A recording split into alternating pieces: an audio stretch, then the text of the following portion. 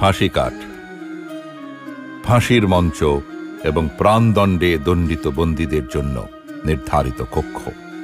এইখানে ব্রিটিশ সাম্রাজ্য বিরোধিতার অপরাধে মৃত্যুদণ্ডপ্রাপ্ত বন্দীদের ফাঁসি দেওয়া হতো। মৃত্যুদণ্ডে দণ্ডিত বন্দীদের ফাঁসির আগে এবং পরে পার্শ্ববর্তী কক্ষে রাখা হতো। ফাঁসি কাঠের বিপরীত দিকে অবস্থিত ভবনটিতে এখনো একটি গ্যালারি আছে, যেখান থেকে রাজনৈতিক বন্দীরা ফাঁসি প্রত্যক্ষ করতে পারতেন। রাজনৈতিক বন্দীদের মধ্যে ত্রাস সঞ্চার করার জন্যই এটি করা হতো।